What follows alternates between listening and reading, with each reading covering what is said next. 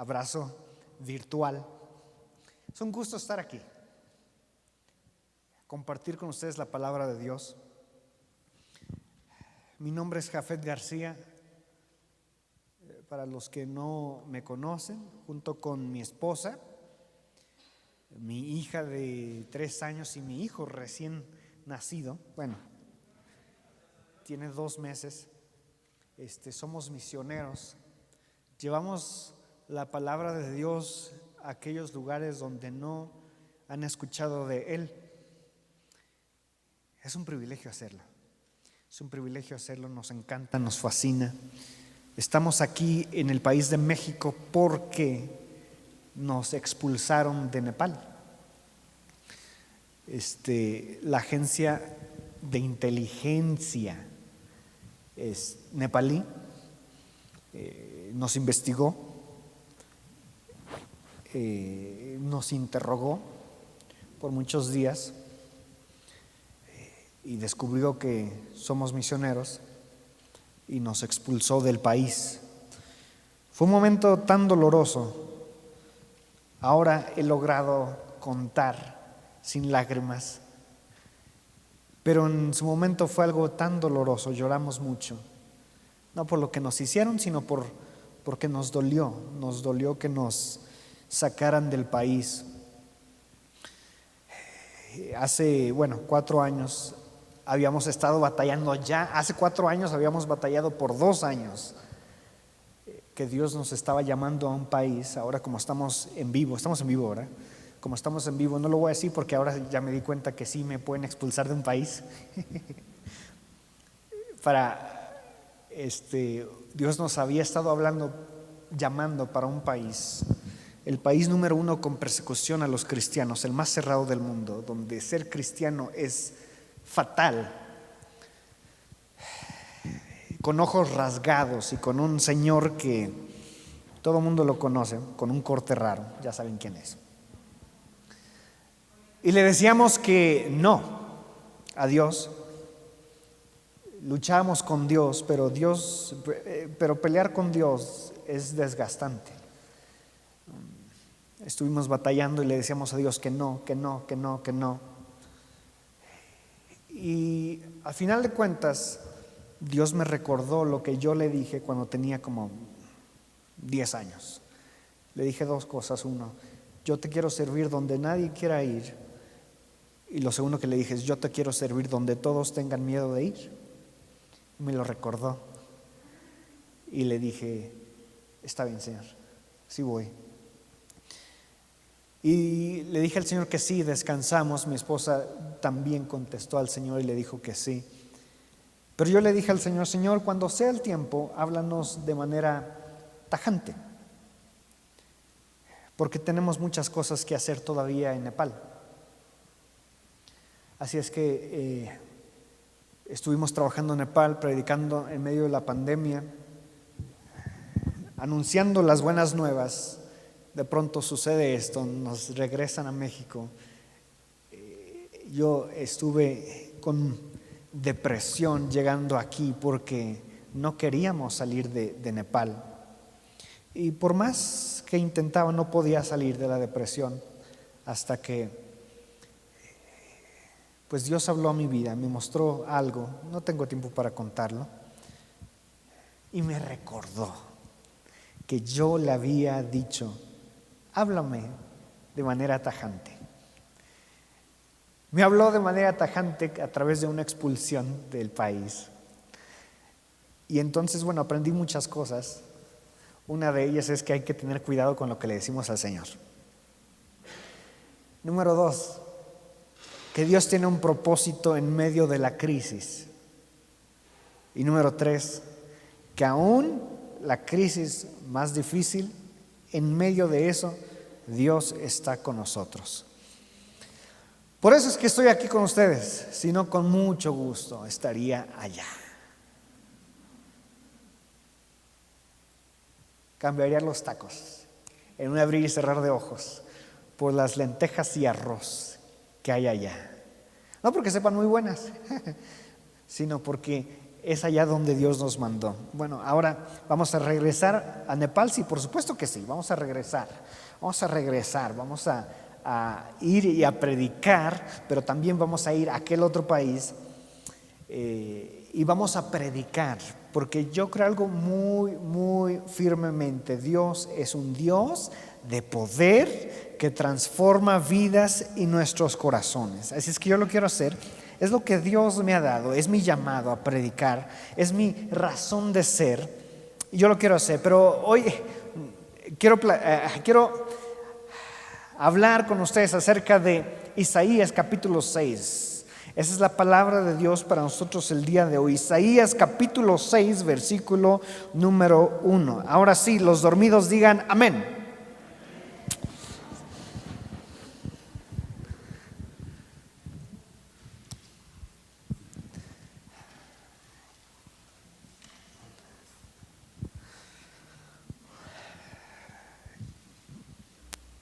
Esperamos a aquellos que lo tienen físico lo puedan encontrar. Isaías capítulo 6, versículo número 1. Sí. ¿Lo tenemos? Mejor levante su mano, porque ya no sé si cuando dice amén es en serio o no. Dice de la siguiente manera, sígame con su vista. En el año que murió el rey Uzías, vi yo al Señor sentado sobre un trono alto y sublime, y sus faldas llenaban el templo. Cierre sus ojos. Señor, estamos aquí no para escuchar la voz de un hombre. Venimos a escuchar tu voz, porque tu voz cambia, transforma, renueva, salva, restaura, vivifica. Y la voz de un hombre no. No tengo absolutamente nada que comprobar, nada que demostrar, solo estoy aquí para hablar de tu palabra. Concédeme, Señor, hablar con denuedo mientras extiendes tu mano para que se hagan sanidades y señales y prodigio mediante el nombre de tu santo Hijo Jesús. En el nombre de Jesús, Espíritu Santo, comienza a moverte en nuestros corazones, comienza a tocar, comienza a cambiar, comienza a convencer, Espíritu Santo, conforme a tu palabra. Que tu palabra, Señor, que ya es poder, pueda penetrar hasta lo más profundo de cada corazón. En el nombre de Jesús, ven, Espíritu Santo, y haz aquello que tienes planeado hacer en nuestros corazones. Ven, trae cautiva toda atención a tu palabra en el nombre de Jesús, y echamos fuera toda incredulidad. Echamos fuera, Señor, toda apatía. En el nombre de Jesús, Espíritu Santo, ven, comienza a moverte en nuestros corazones. Estamos aquí para escuchar tu voz. Háblanos. Estamos listos. Háblanos. En el nombre de Jesús. Amén.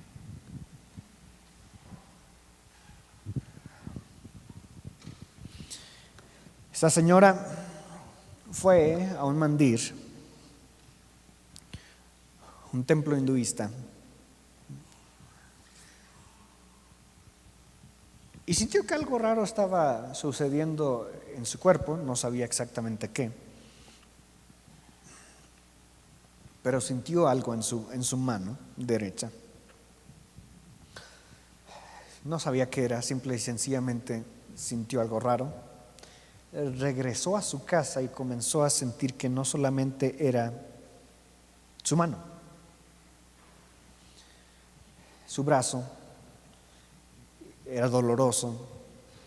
Pasó el tiempo y no solo fue su brazo, sino que fue la parte derecha de su cuerpo doloroso y no podía hacer nada. Ahora, estando en una sociedad donde la mujer tiene un rol importante en la familia, mucho más allá que lo que pensamos para la mujer en Latinoamérica, era muy frustrante para ella encontrarse así. No podía ayudar a su esposo, no podía ayudar a sus hijos, no podía ayudar en la casa, y estaba desesperada. desesperada porque no sabía qué hacer.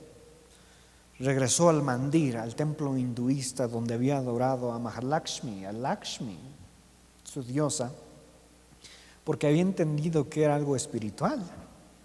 Y cuando fue al mandir, al templo hinduista, y pidió la ayuda de su diosa, de pronto descubrió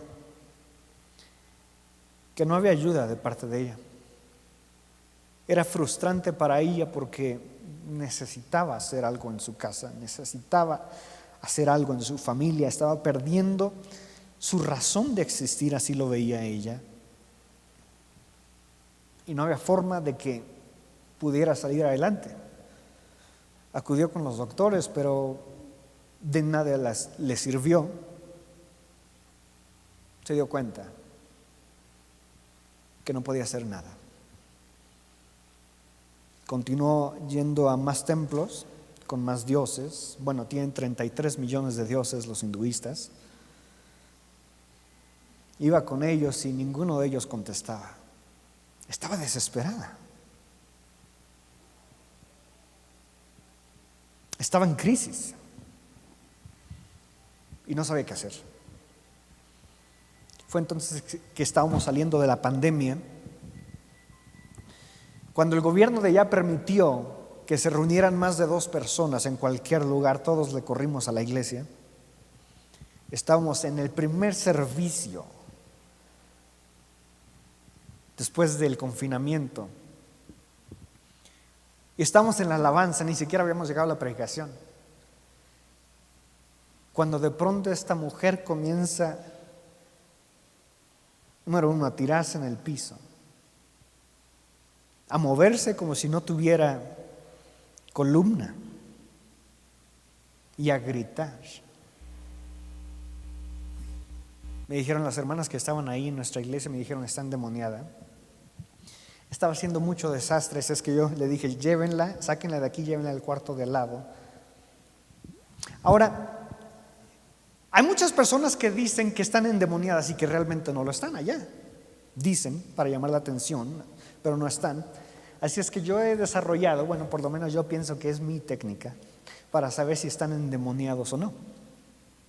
Verá, en Nepal hablan nepalí, hablan hindi, hablan urdu, hablan bhojpuri, hablan santali, hablan tamil, hablan rai y otros 70 idiomas más, pero no hablan español.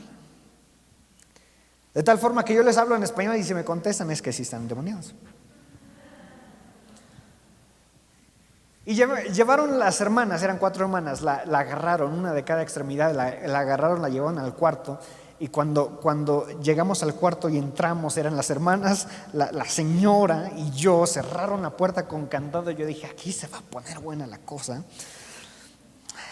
Y esa mujer había sido completamente transformada, desfigurada ahora de su rostro. No era el rostro de la mujer que parecía era literalmente el rostro de un demonio.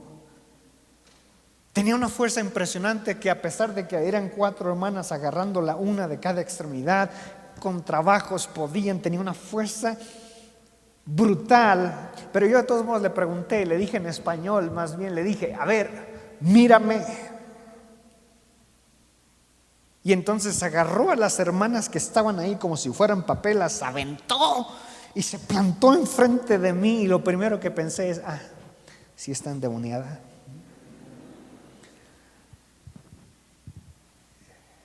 Quería salir corriendo, pero me acordé que yo era misionero. Estaba en crisis y no sabía qué hacer. Y llegó buscando ayuda, se manifestó el demonio y entonces nos encontrábamos en una situación tan diabólica, donde el ambiente se sentía tenso y denso, donde podía ver el rostro del demonio en aquella mujer, que cuando intentaba decir el nombre Jesús, el demonio le tapaba la boca y decía: no, este cuerpo me pertenece.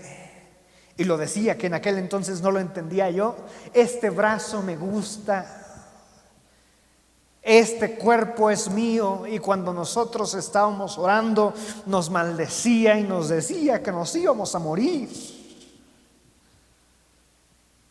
Así es que entonces empezamos a orar, empezamos a llamar al Espíritu Santo. Le decíamos: Espíritu Santo, ven, Espíritu Santo, ven, Espíritu Santo, ven ahora sobre esta mujer en este lugar. Espíritu Santo, tu presencia, manifiéstate aquí, manifiéstate en este lugar. Te necesitamos, nos surge tu presencia, que muestres que tú eres el Dios verdadero.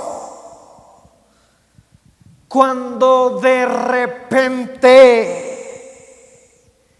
así como se sentía el ambiente tan denso, así, en un instante, se pudo sentir cómo cambió el ambiente, porque sentimos la presencia del Espíritu Santo en aquel cuarto.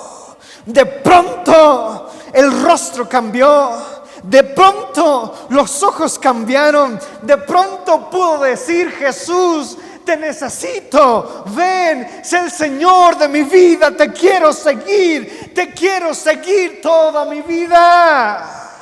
De pronto pudo mover sus brazos y decir: Jesús, tú lo has hecho, me has sanado, has recuperado mi brazo, Jesús.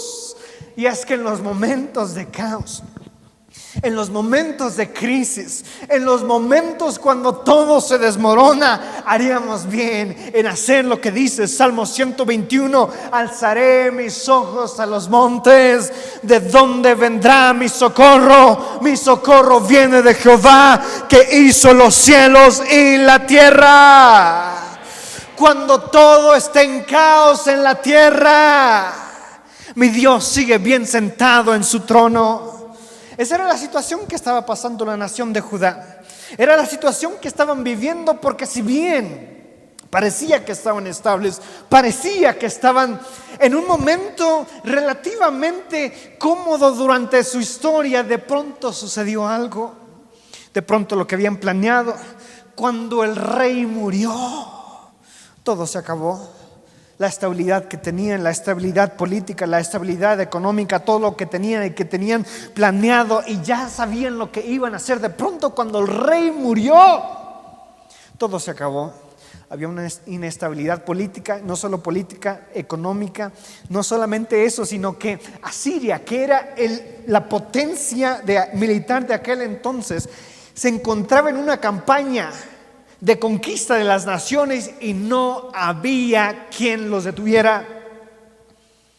A quien querían conquistaban, y eran conquistados de manera tan brutal y sanguinaria que la gente de las naciones tenían miedo.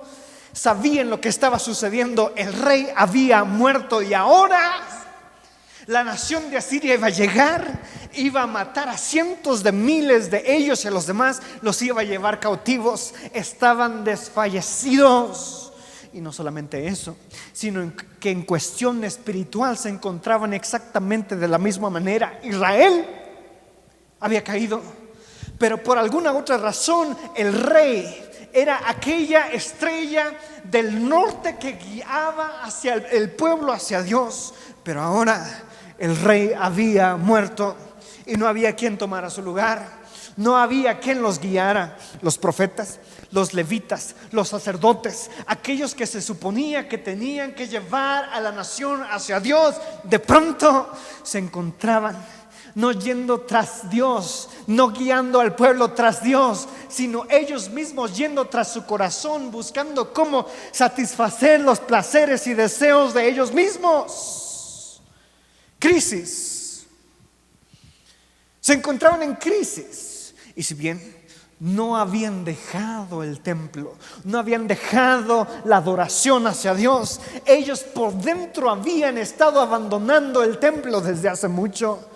sí se postraban ante Dios, sí ofrecían sacrificios, pero al mismo tiempo adoraban a Baal, al mismo tiempo sacrificaban a sus hijos al dios Moloch. Era una crisis espiritual que demostraba lo que estaba sucediendo en su vida. Crisis como aquella que nosotros pasamos de tiempo en tiempo, que le decimos al Señor: Señor, ¿qué va a suceder? Aquello que nosotros teníamos planeado, que ya sabíamos que íbamos a hacer, cuando de repente viene la crisis y se acaba todo lo que habíamos planeado y nos encontramos con todo nuestro futuro desmoronado, igual que la nación de Judá, y le decimos al Señor: Señor, ¿qué va a suceder? Incertidumbre del futuro, miedo de lo que iba a acontecer, miedo por el ataque inminente de Asiria, y sin alguien que los guiara. Se encontraban así. Se encontraba Isaías así. Por eso es que se encuentra Isaías en el templo buscando al Señor y diciéndole al Señor: Señor, ¿qué va a suceder? Por eso es que Dios, la manifestación de la presencia de Dios, se presenta ante Isaías y le dice, entendiendo lo que Isaías estaba pensando, todo lleno de pavor, todo lleno de incertidumbre, cuando el corazón desfallece, cuando las piernas tiemblan, cuando el estómago truena por lo que está por suceder. Así se encontraba Isaías. Y Dios, conociendo lo que Isaías estaba pasando, se presenta ante él y le dice: yo sé que estás diciendo que el rey ha muerto, pero déjame decírtelo, yo todavía soy el que está en el trono. Todavía estoy sentado en el trono. Por eso es que Dios se presenta ante Isaías de tal forma, porque el cristiano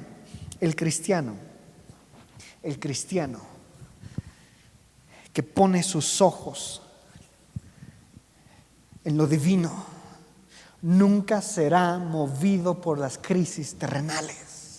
Nunca, porque llega Dios y el cáncer se va, llega Dios y la crisis cede, llega Dios y el matrimonio es restaurado, llega Dios y la tristeza se convierte en gozo, llega Dios y algo cambia. Es imposible que cuando se manifiesta la presencia de Dios en nuestras vidas todo permanezca igual. Llega Dios y algo cambia. Lo seco vuelve a tener vida. Aquello que estaba muerto de pronto resucita cuando llega la presencia de Dios. El cristiano que fija sus ojos en lo divino nunca será movido por la crisis terrenal. Y a través de esos versículos, por lo menos, hay 3 perspectivas que yo quiero ir a través de ellas con usted. Aquellos que están apuntando lo pueden hacer. Número 1, Isaías vio al Señor. Se encuentra en el versículo número 1 del capítulo número 6 de Isaías. En el año que murió el rey Usías, vi yo al Señor. El versículo número 1 representa una radiografía de la situación real de la nación. Habla de la teocracia que habían rechazado, habla del rey que acababan de perder, hablan del templo que habían abandonado. Era un reflejo de su lamentable situación, lleno de desesperanza y de miseria. Y me encanta la palabra de Dios, porque más de 2000 años después sigue hablando nuestras vidas, sigue siendo vigente, sigue hablando nuestro corazón, es puntual, es concreto, nos habla. Estaban en crisis porque la nación le había dicho al Señor: Señor, no queremos más la teocracia, no queremos más que tú seas nuestro rey, queremos ser como las demás naciones. Queremos ser gobernados como las demás naciones. No queremos que tú nos gobiernes. No queremos que tú seas quien nos dirige. Queremos que nosotros mismos dirigirnos como los demás. Primera de Samuel habla acerca de ello. Y Samuel le dice al pueblo: no, esto no es correcto. Va con Dios y le dice, y Dios le dice a Samuel, le dice: no es a ti a quien te rechazan, me están rechazando a mí. Aquellos que estamos en crisis porque hemos abandonado, porque hemos rechazado, queriendo ser como los demás, queriendo ser como los demás pueblos, estamos en crisis. Y cuando todo se desmorona, cuando nos encontramos en crisis, y yo sé que usted entiende lo que estoy hablando, cuando estamos en crisis descubrimos quién realmente somos. Por eso nuestro dicho mexicano: ya le salió el cobre. Las monedas que parecían de oro, pero al rascarlos se daban cuenta que no eran de oro, sino que lo verdadero había salido. La crisis parece que frotamos nuestras vidas para revelar lo que realmente somos. Cuando estamos en crisis descubrimos quién realmente somos. Y déjeme decírselo, la crisis nos demuestra que no somos más que hombres y mujeres necesitados de la presencia de Dios, de la misericordia de Él. Dios permite las crisis para que nosotros nos arrodillemos, levantemos nuestro rostro y le digamos: Señor, necesito de ti. La crisis revela lo que realmente es importante para nosotros. Aquello que nosotros teníamos como prioridad, como lo más elevado, de pronto llega la crisis y nos damos cuenta que no siempre es eso lo más importante. Aquellos que están en una enfermedad, que están en el hospital, difícilmente seguirán preocupándose por su carro último modelo, difícilmente seguirán preocupándose por los negocios que tienen, difícilmente se encontrarán. Revela lo importante. Es como dice Eclesiastés capítulo 3, que todo lo demás es vanidad de vanidades. La crisis lo demuestra. Pero el versículo continúa diciendo: vi yo al Señor. La palabra Señor en hebreo, la palabra que se usa aquí es Adonai. Me encanta la palabra de Dios, porque entre más profundicemos, más encontramos.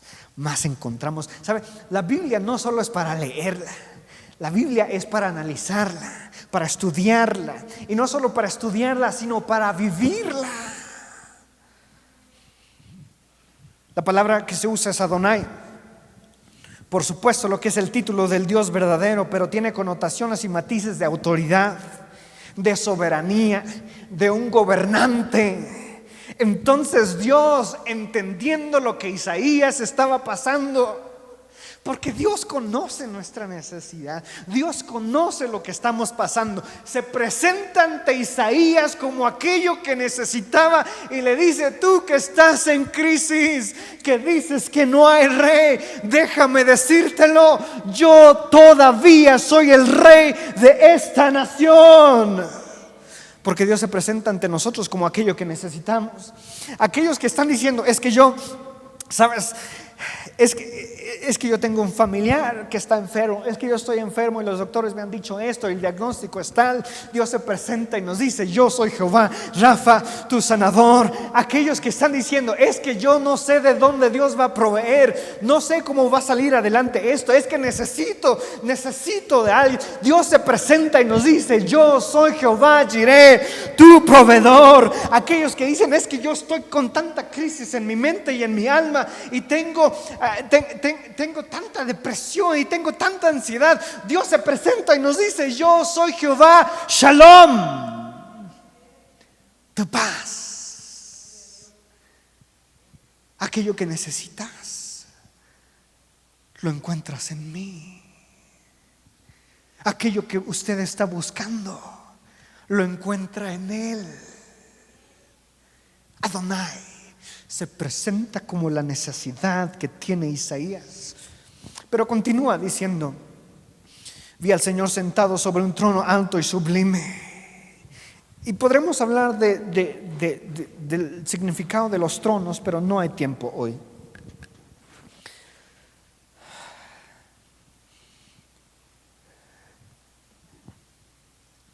Pero la función principal que hacían los reyes cuando estaban sentados en su trono era sentarse a escuchar lo que decían sus súbditos, sentarse a escuchar la necesidad,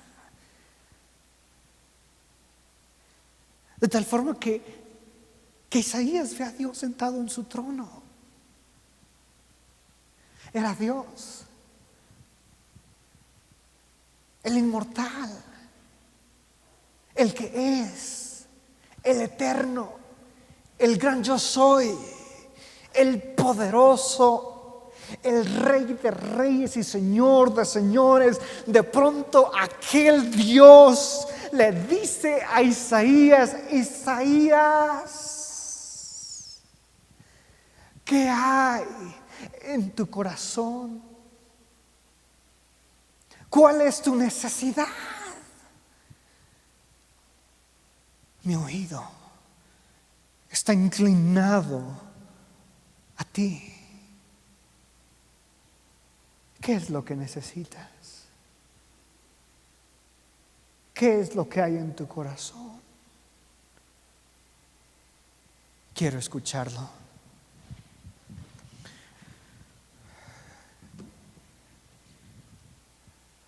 Es por eso que Dios se presenta ante Isaías así. Isaías lo entiende. Cuando el mundo se derrumba, es bueno mirar las cosas del cielo. Cuando todo está oscuro, alce sus ojos al cielo y vea a Cristo sentado en el trono, porque lo dice su palabra: Jehová está en su santo templo. Perspectiva número 2 se encuentra en el versículo número 5. Se vio a sí mismo. 5 del capítulo 6 de Isaías. Entonces dije: ay de mí, que soy hombre muerto, porque siendo hombre inmundo de labios y habitando en medio de pueblo que tiene labios inmundos, han visto a mis ojos al Rey Jehová de los ejércitos. Es lo peculiar del libro de Isaías. Muchos otros libros de los profetas comienzan presentando las credenciales del profeta, presentando el llamado del profeta, presentando el linaje del profeta, para dar credibilidad, para dar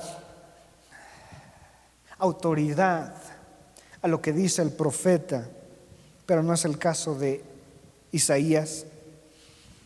Isaías comienza con la advertencia a Israel, con el llamado a arrepentirse, con el llamado a dejar sus caminos. Deja el llamado hasta el capítulo número 6 y comienza con lo que Isaías considera lo más importante: un llamado a dejar los caminos. Isaías entiende la urgencia. Isaías entiende la necesidad. Y es que encontrarse y experimentar la presencia de Dios muestra todas nuestras imperfecciones. Estar cerca de la santidad de Dios revela nuestra impureza, revela quiénes somos. De tal forma que hay un llamado del profeta a decirle al pueblo: pueblo, dejen de ir tras su corazón. No vayan tras sus propios caminos, no vayan tras su propio corazón, no vayan para buscar sus placeres. Regresen Es por eso que encontramos que Isaías capítulo 1, capítulo 2, capítulo 3 haciendo un llamado a la nación y diciéndoles: volteen, regresen. No es un llamado a alguien que no conoce de Dios. No es un llamado a un pueblo que no conoce los caminos. Es un llamado a aquellos que todavía ofrendan, se postran, hacen festivales, pero dentro de ellos están muertos. Es la crisis, aquellos que se han alejado de Dios. Isaías habla con ellos y les dice: esto dice el Señor: estoy cansado de sus plegarias, estoy cansado de sus ofrendas, estoy cansado de sus festividades. Cuando oren, no más escucharé sus oraciones, voltearé mi rostro. Es Dios diciéndoles: es tiempo de regresar. Es el punto de no retorno donde es necesario tomar la decisión. Y Dios hablando a aquellos que se han alejado de Dios, aquellos que se han alejado de Dios por ir tras su corazón. Es el Espíritu Santo hablando ahora mismo a usted, diciéndole: es tiempo, es tiempo. Es el Espíritu Santo poniendo su dedo en la llaga, diciéndole: es tiempo, ven, pongámonos a cuentas, ven, pongámonos a cuentas. Y es que lo vemos vez tras vez tras vez a través de la Biblia. Hombres que entienden su naturaleza pecaminosa y que le dicen al Señor: Señor, necesito de ti. Está Job capítulo 42 versículo 6: por tanto me aborrezco y me arrepiento en polvo y ceniza. Lucas capítulo 5 versículo 8: apártate de mí, Señor, porque soy un hombre pecador. Lo vemos en Salmo capítulo 51 diciéndole David: Señor, ten piedad de mí, conforme a tu misericordia, conforme a la multitud de tus piedades, borra mis rebeliones, lávame más y más de mi maldad y límpiame de mi pecado, porque reconozco mis rebeliones y mi pecado siempre está delante de ti. Es cuando uno se acerca al Señor y reconoce que está en pecado. Y déjeme decírselo de otra forma: aquel que está cerca de Dios se sentirá necesidad de arrepentirse y de pedirle misericordia al Señor. Pero aquel que se encuentra lejos dirá: no, es que yo no necesito arrepentirme de nada. Aquel que está cerca, tal como Isaías cuando vio, le dijo: Señor, es que soy inmundo. Es el Espíritu Santo hablando en nuestra vida. Y yo sé que Dios habla, yo sé que el Espíritu Santo está hablando a su vida y diciéndole: ven. No es la voz de un Dios airado, no es la voz de un Dios enojado, es la voz de un Dios amoroso, diciéndole: ven, mis brazos están extendidos. La sangre de Jesús lo dice la palabra de Dios, 1 Juan capítulo 7: la sangre de Jesucristo nos limpia de todo pecado. 2 versículos después, versículo número 9 dice: porque si nosotros clamamos, si confesamos nuestros pecados, Él es fiel y justo para perdonar. Ven, es hora de ponerse a cuenta con el Señor.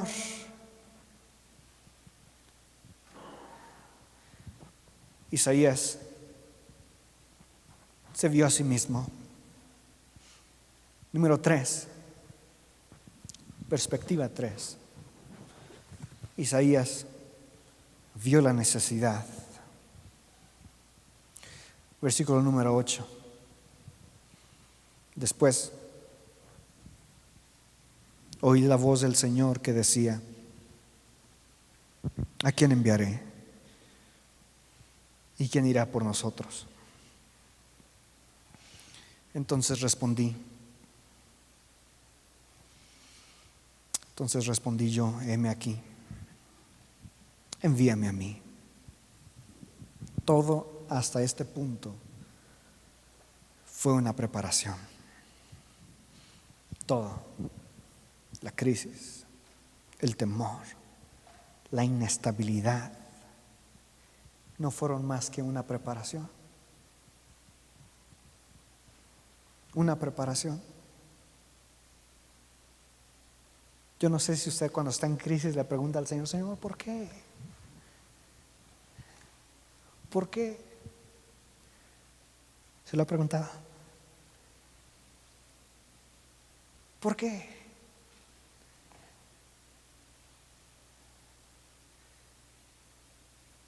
¿Por qué no le pasa esto a la hermanita que tú y yo sabemos que es bien pecadora?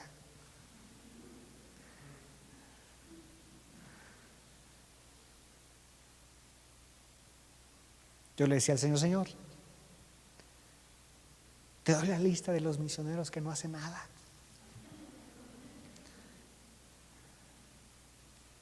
Todo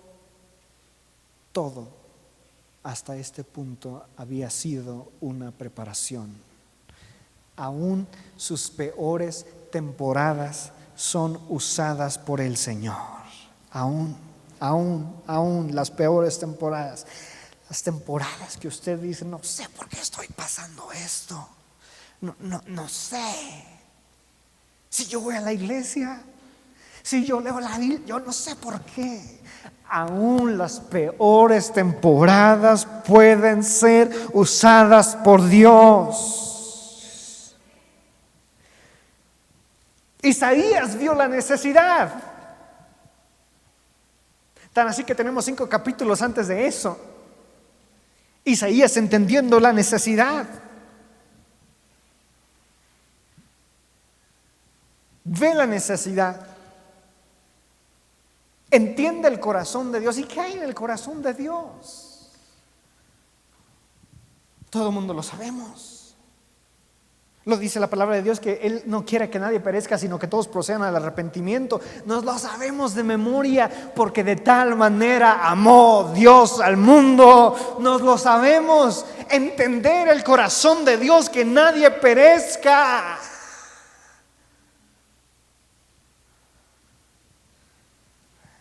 Pero algo que choca con nuestra cultura es lo siguiente.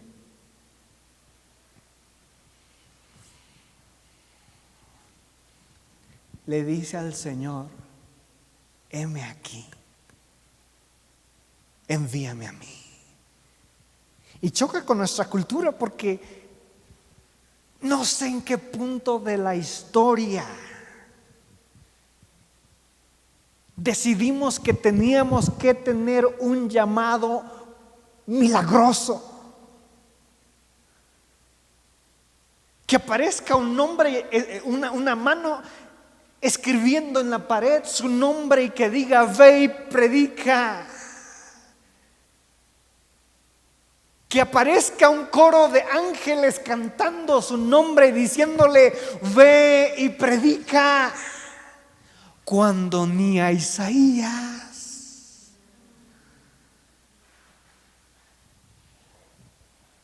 Porque se encuentra la Trinidad hablando. Versículo número 8. ¿A quién enviaré? ¿Y quién irá por nosotros? No es Isaías hablando, es la Trinidad hablando. Y de pronto entre la Trinidad se aparece la voz de un mortal diciendo: aquí estoy yo.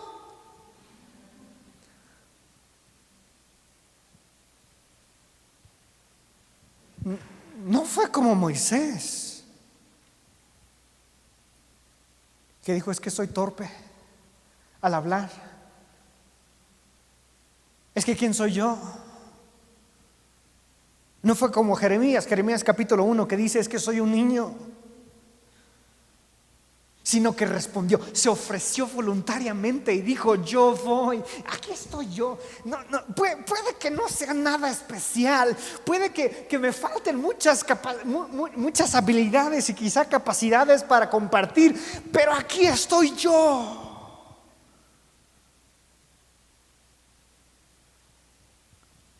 Pero si usted todavía es de aquellos que dicen: no, es que yo necesito específicamente Dios hablando a mi vida, le tengo una buena noticia. Sí lo hay. Mateo capítulo 28, Lucas capítulo 24, Marcos capítulo 16. Ahí están palabras para usted específicamente de Dios para su vida. Vaya y predique. Isaías entendió la necesidad, entendió el corazón de Dios y le dijo: aquí estoy yo.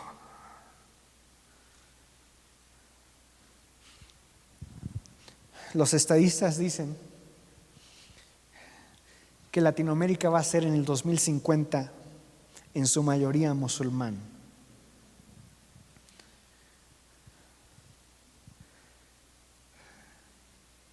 Dicen que el cristianismo está a una generación de desaparecer. Una generación. Y déjeme decírselo, tienen razón. Porque hay una brecha generacional.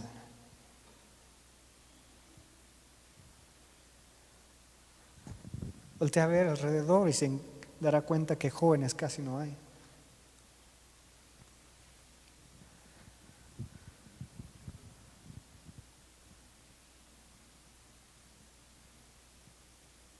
Entiende la necesidad de predicar.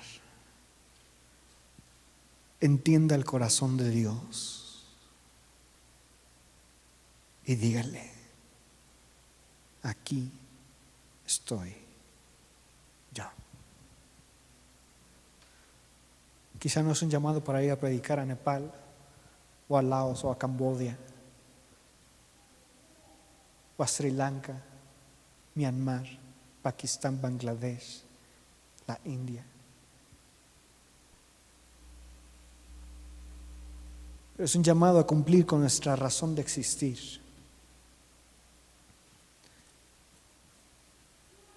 No fue salvo para que se vaya solo al cielo.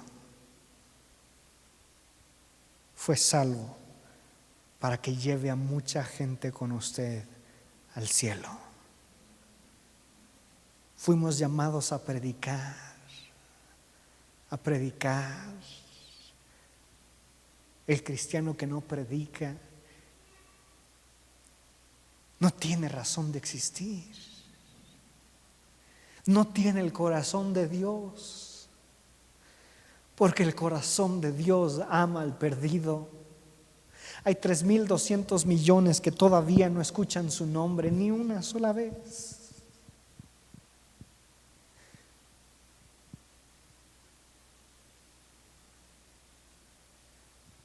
Y la iglesia no puede callar más.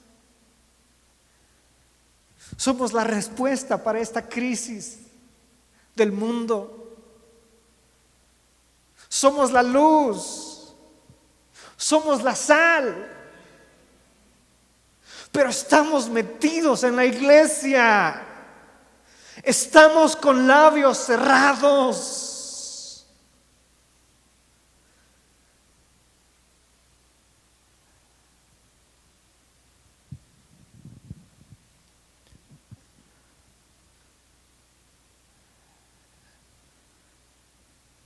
Pero podemos contestar al Señor y decirle: Señor, entiendo la necesidad y entiendo tu corazón y aquí estoy. Yo hablaré. Quisiera ponerse de pie.